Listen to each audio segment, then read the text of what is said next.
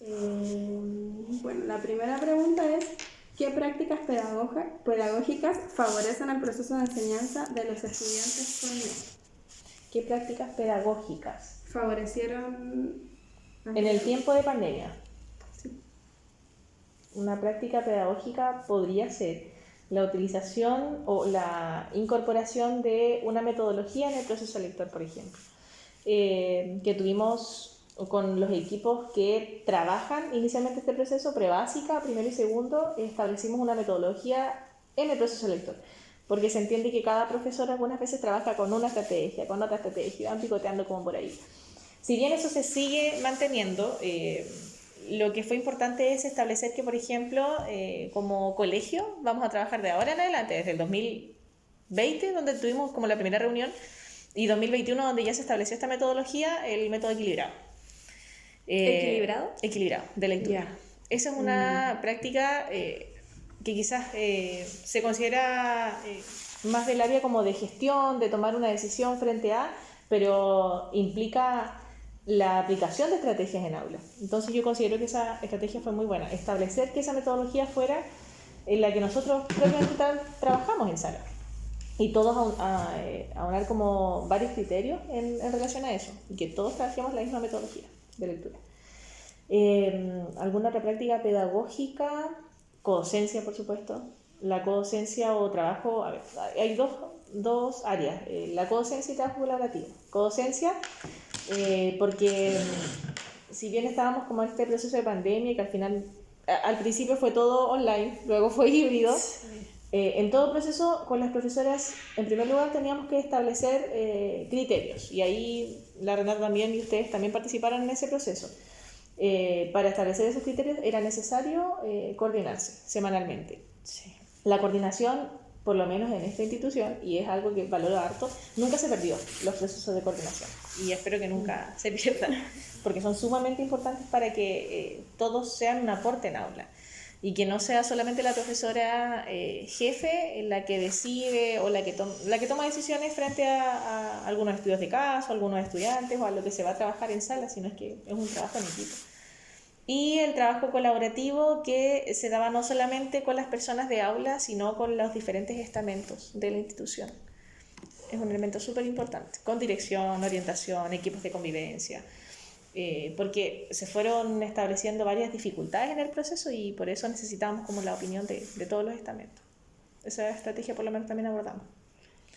No sé qué más. Profesora, y por ejemplo, ¿qué estrategias o metodologías utilizaron con estudiantes con necesidades educativas permanentes en este tema, en este periodo de pandemia? ¿Cómo trabajamos con ellos? Sí, ¿cómo trabajaron con ellos? Ya, por lo menos, y lo que yo comprendo también del proceso anterior de PIE, porque finalmente fueron las personas anteriores que tomaron este proceso, se trabajó por aulas de recursos virtuales.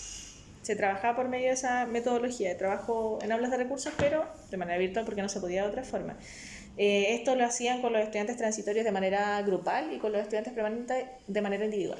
De manera individual. Sí, esto fue en un principio, cuando ya se pudo manejar la situación como de manera un poco más presencial y se trabajaba de manera híbrida, venían los estudiantes permanentes especialmente a la institución, porque finalmente era muy difícil trabajar con un estudiante permanente en cámara. Se paraban, se sentaban, no prestaban atención, no había algo llamativo fuera de la pantalla tampoco. Entonces tampoco se podía establecer como ese periodo de motivación en el estudiante para que adquiriera el aprendizaje. Así que de esa forma se trabajó online y luego presencial, utilizando recursos didácticos, todos los materiales que ustedes, por lo menos acá, se veía en sala, se utilizaban con estos pequeños. Y todas las profesionales de pie trabajaban, terapeutas, fonoaudiólogas, psicólogos, y es harto el recurso que se establecía en ese entonces. Y en el tema de la evaluación, ¿cómo lo hicieron en ese periodo? A ver, la evaluación con necesidades permanentes. Lo que yo recuerdo de ese proceso es que las que evaluaban y ponían notas y calificaciones eran las educadoras diferenciales. Ya. Porque nosotros como educadores diferenciales trabajamos módulos diferentes, porque en algunos de los casos se trabaja con habilidades adaptativas más que curriculares y todo el ámbito como cognitivo, habilidades sociales, habilidades comunicativas, eso ese era el área en el que se desenvolvía. Lo funcional. Principalmente, lo funcional, sí. Uh-huh.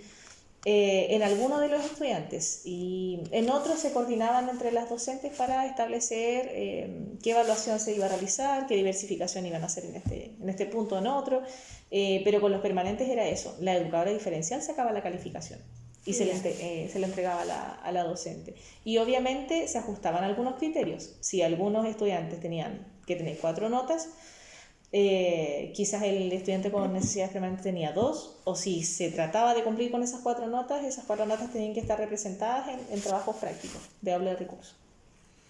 De esa forma se evaluaba. Sí. La siguiente pregunta es, según las prácticas pedagógicas que usted mencionó anteriormente, ¿cuáles han sido utilizadas en el retorno a la modalidad presencial para apoyar a los estudiantes con NE? Ya, en el retorno, el trabajo colaborativo, sí o sí, la codocencia.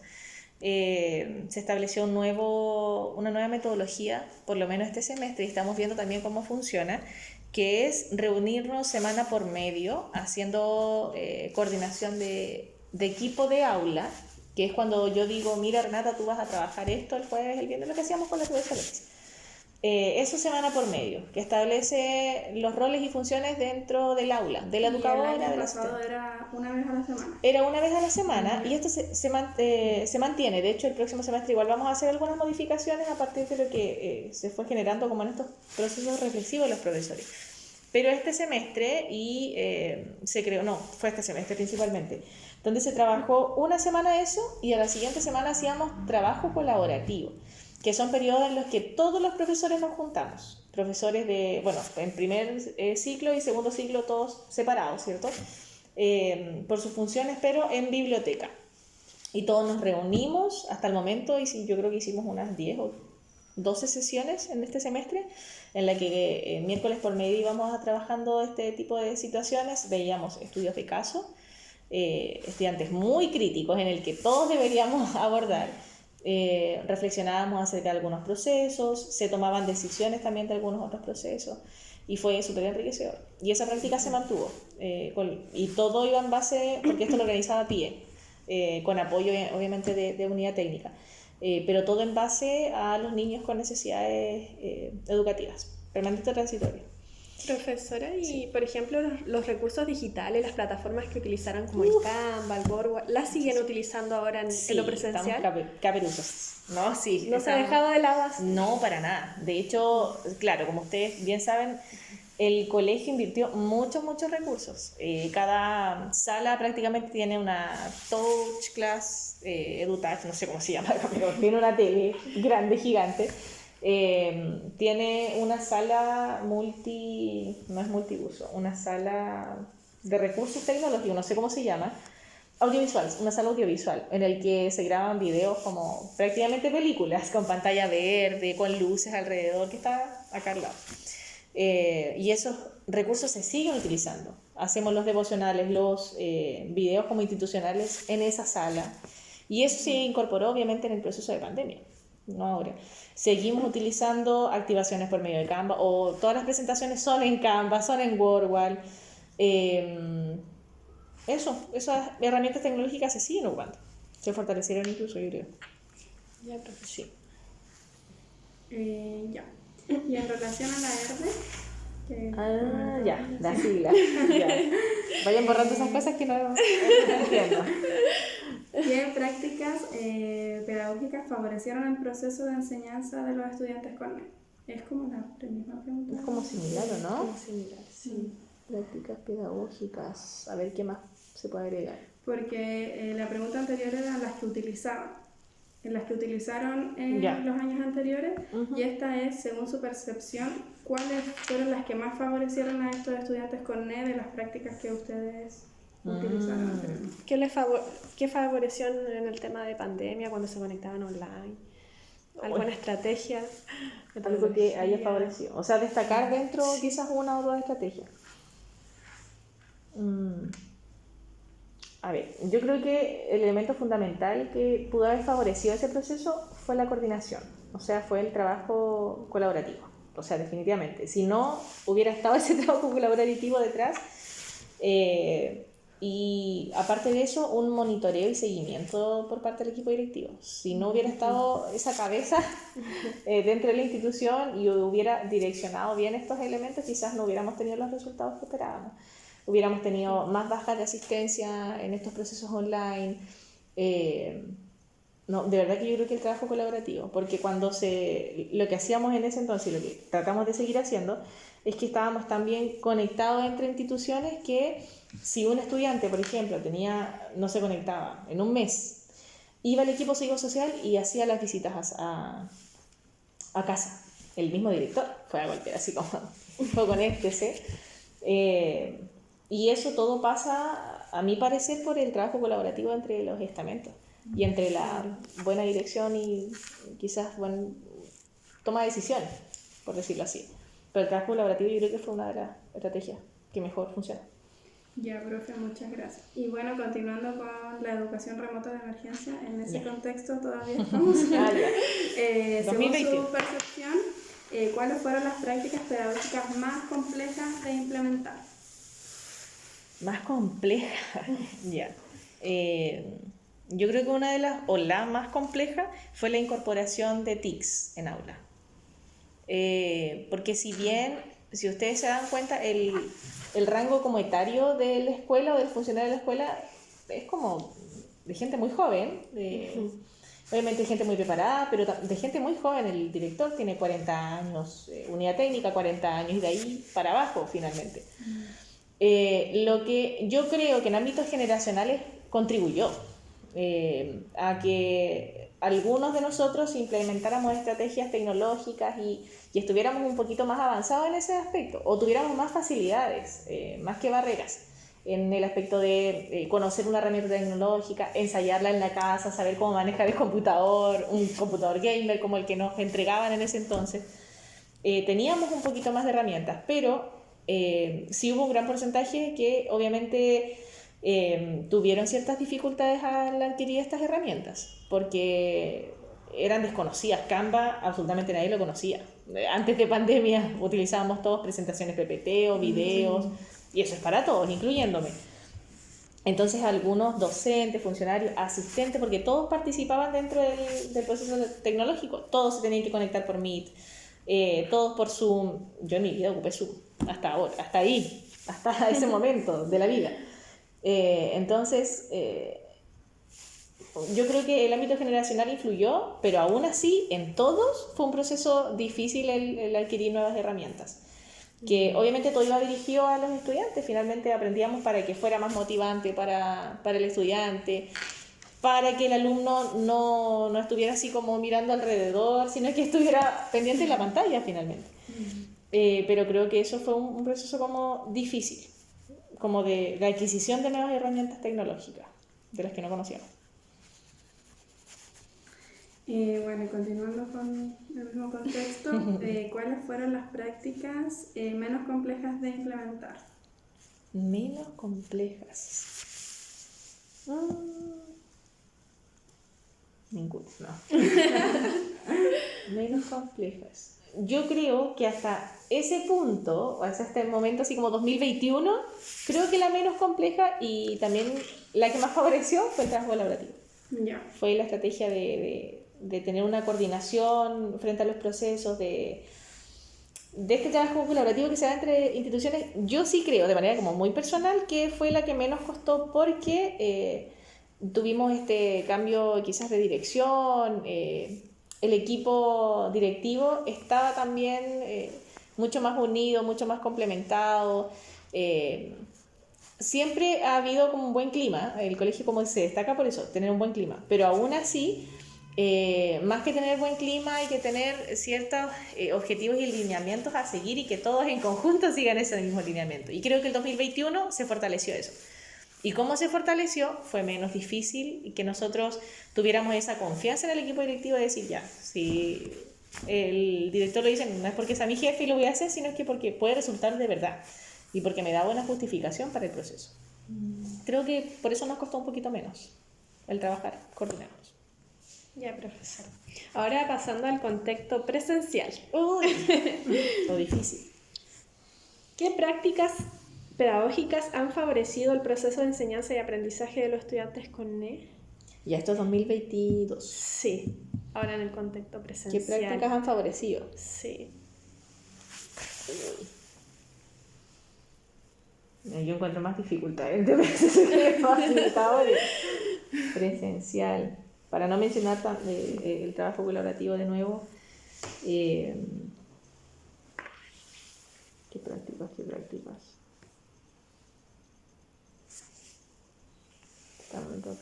Déjame pensar. Presencial, ya. Una de las estrategias que puede haber favorecido este proceso fue la oportuna adquisición de recursos. La adquisición de recursos y tanto humanos, pedagógicos y en ámbitos de capacitaciones. Apenas nos incorporamos a la presencialidad, vimos tantas necesidades, tantas necesidades.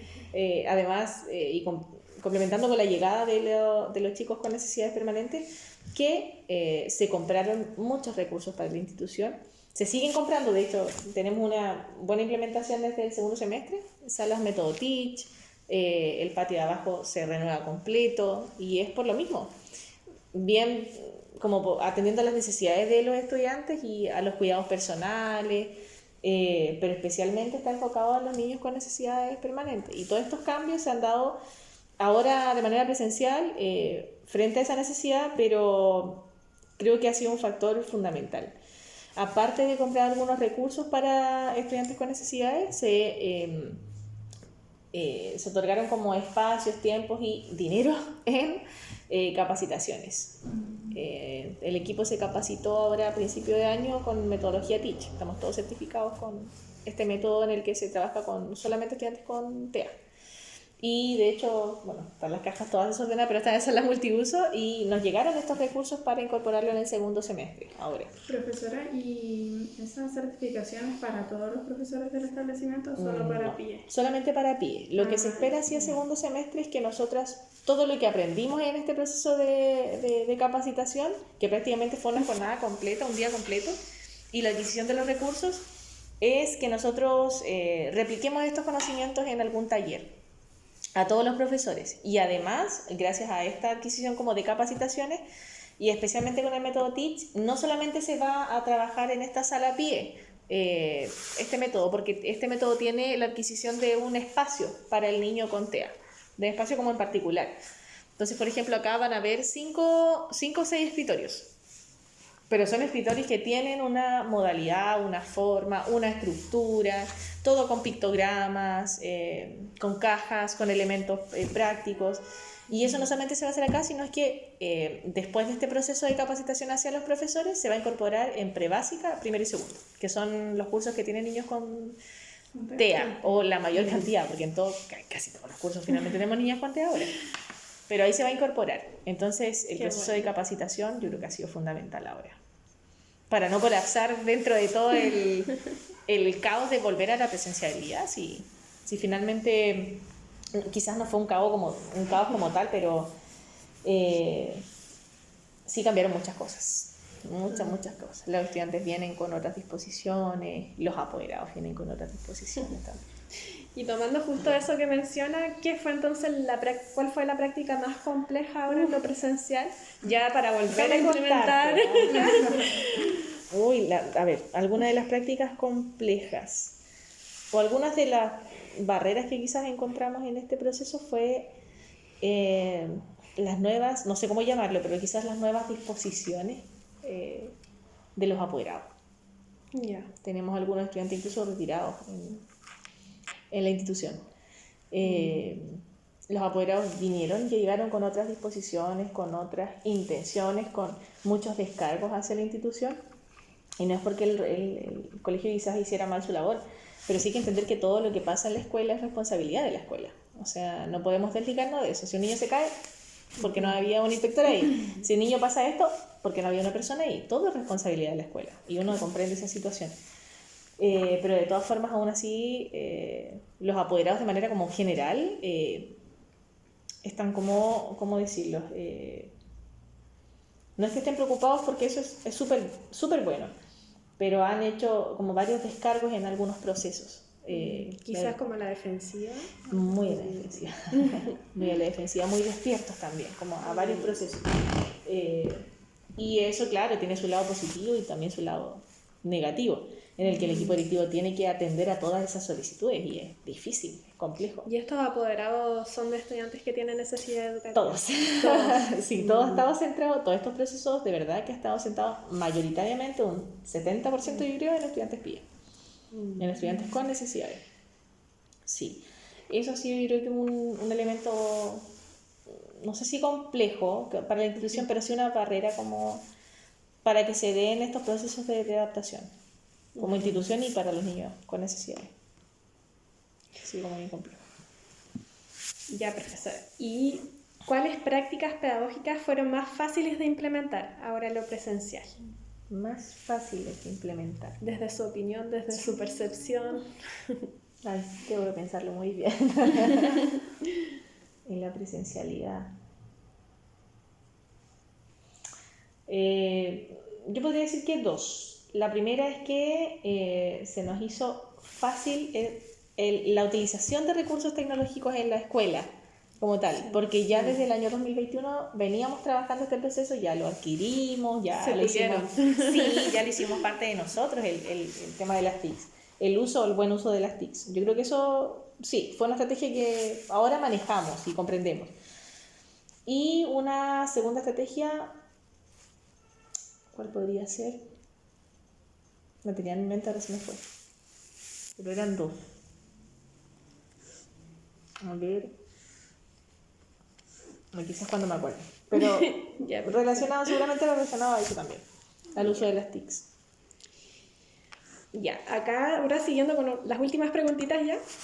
Según su experiencia, ¿qué implicancias tuvo la ERTE en la educación después de la pandemia? Sí, yo diría que lamentablemente no ha tenido una repercusión tan positiva. Puede ser que, si seamos como bien objetivos, tiene un lado positivo, podemos sacar aspectos negativos, pero creo que desenvolvió varios factores más negativos que positivos en esta instancia. Como por ejemplo el descubrir que algunos estudiantes, por ejemplo, que trabajaban de manera virtual y ahora llegaron a presencial, no manejaban tan bien los contenidos como se pensaban. Los formularios no eran 7. Lo más probable es que en la casa tenían tanto apoyo y casi como una supervisión constante del proceso, y la mamá seguramente estaba al lado del estudiante realizando la prueba, y los resultados no representaban el conocimiento que tenía el estudiante o la adquisición de habilidades que tenía el estudiante. Entonces no veíamos realmente cuál era el desempeño real del niño o de la niña. Yo creo que fue un factor así como bien negativo ese proceso. El darnos, pero finalmente ahí voy a lo positivo, nos dimos cuenta que hay algunas estrategias que nosotros como institución debemos mejorar para que se mejoren esos procesos. Por eso digo que en toda acción se ven como un lado positivo y otro negativo. El área socioemocional se vio muy afectada en nuestros estudiantes, en todo este proceso, en esa sigla que se me olvidó. Pero la ERDE se vio muy afectada, tanto por el contexto en el que vivían nuestros estudiantes, que nosotros sabemos que también en la mayoría es un contexto vulnerable, el pasar tanto tiempo en familia, las dinámicas familiares en algunos de los casos son complejas, en otros no, pero en algunos sí. Y por supuesto que esto lamentablemente influía en el estado emocional, anímico de nuestros estudiantes, y esto se ve reflejado ahora en la presencialidad. Están con otras disposiciones, lloran en los recreos, como de la nada, están mucho más sensibles frente a varios procesos en los cuales antes de esta pandemia no estaban. Profe, y en relación al bullying, porque se haya visto mucho en las noticias, sí, o en todos los colegios, acá ustedes han podido... Mira, el término, sí, la verdad es que de hecho hemos discutido harto el término bullying, porque bullying es algo constante, ¿cierto? No es solamente una agresión como, mira, tú eres fea, tú eres gorda, no. Es un proceso que es Un constante. hostigamiento. Es un hostigamiento, sí. Y claro, puede ser online, por un computador, por una videollamada o presencial. Acá creo entender que no se ha dado un proceso como tal. Sí, han habido discusiones, peleas, como en cualquier colegio, y ahí el equipo de convivencia trata de atajarlo a tiempo en todos esos procesos, pero que yo recuerde algún proceso de bullying o hostigamiento, hasta el momento se ha atajado. No ha llegado quizás a ese proceso. Oye, siento. Espérame un momento. Sí. Son las 3, Dios santo. Tengo reunión, chiquillas. Voy a decirle a Anita que me espere. Ya, profe, nos quedan las últimas 3, pero son cortitas. Déjame hablar entonces en la reunión y decir que si me pueden esperar 5 minutos y estoy terminando. Espérame. Tengo muy poca carga.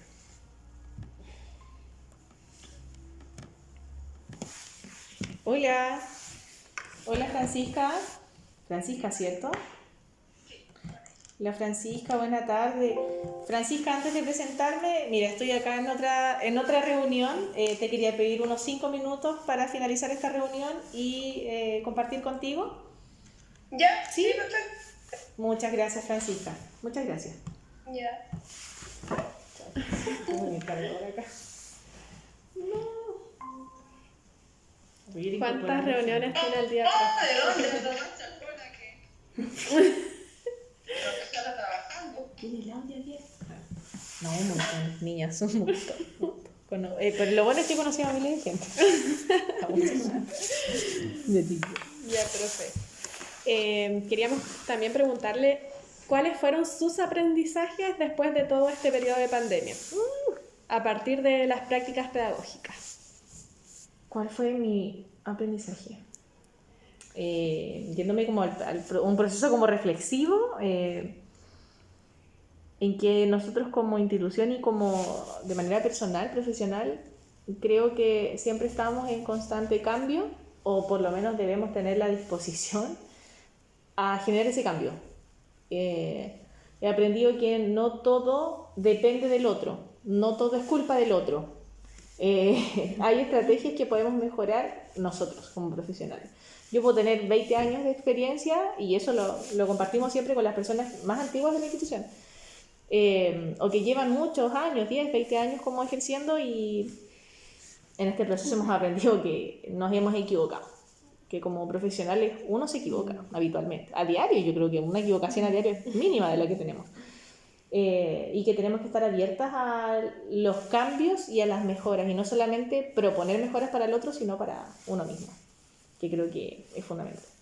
Y en sí, las clases online, ¿qué aprendizaje obtuvo de eso? ¿De lo remoto? De lo remoto, Sí. la adquisición de herramientas tecnológicas. Ahora, por ejemplo, creo entender que me manejo lo bastante bien en ámbitos tecnológicos. De hecho, puedo transmitir, en vivo, en programas como complejos, me manejo bastante bien. Ya, profe. Por eso creo. Profe, ¿y cuáles son las prácticas que continúa implementando en la modalidad presencial? Que continúo. Sí. Bueno, la utilización de TICs, sí o sí, lo que continuamos utilizando. Trabajo colaborativo, codocencia, y creo que esos procesos incluso se han mejorado.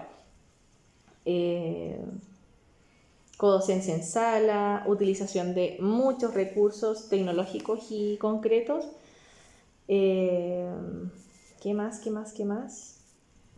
Pucha, varios procesos. Hemos seguido o continuado trabajando. Aulas de recursos ahora son presenciales, pero continuamos trabajando con la misma metodología quizás. Lo que cambió fue, obviamente, que antes estábamos online, ahora estamos presenciales. Profe, y la última preguntita. ¿De qué forma adecuó estas prácticas pedagógicas de la educación remota ya a lo presencial, para implementarlo en lo presencial? ¿De qué forma modifiqué? Sí, ¿cómo lo adecuó para Por implementarlo con los ejemplo, estudiantes? en el ámbito de las aulas de recursos, y no solamente en aulas de recursos, en los procesos PIE, nosotros manejábamos la mayoría de cosas, incluso carpetas, las manejábamos de manera online, por Drive. Ahora, si bien hay un 50% de que se maneja de manera online por las nuevas plataformas digitales, Tabulates, Integrate PIE, hay documentación que tenemos que subir, Hay otra documentación que volvimos a manejarlas como era antes y que vuelve a ser como una práctica habitual, que son las carpetas presenciales, que son las carpetas individuales. ¿Qué otra cosa? Bueno, hablas de recursos, la paciencia, habilidades propias como tal. No sé qué otro elemento. Modificar. O sea, no, yo creo que modificamos como más el ámbito como de documentación. Es probable que todo se manejaba de manera online y ahora hay algunos elementos, pocos, porque incluso el libro digital se sigue modificando. Eso igual es importante mencionar, que el libro, incluso estando en pandemia, el libro todavía era concreto. Y ahora, terminando como el proceso de pandemia, ahora es digital. Por lo menos, bueno, es una decisión como institucional, pero las indicaciones que lleva el ministerio es que nos vayamos por ese rumbo, que todo sea digital. Y las nuevas orientaciones que salen desde el ministerio es que si tú manejas el libro, por ejemplo, digital, tienes que manejar todo digital. Y nosotros por eso estamos trabajando con Tabulatex, por ejemplo. Registro de planificación también digital. Si usted va a manejar el libro físico, que ojalá que sea que no, lo que dice el ministerio es que te manejes con libro físico también. Y esa modificación sí se realizó. Quizás al revés, pero se modificó. Ya, profe, esa fue la ¿Sí? entrevista, sí. Disculpen, Muchas chiquillas, por gracias. apurarlas, pero No, estaban esperando profe. acá. De hecho, creo que me queda muy poca carga, así que voy a acompañar.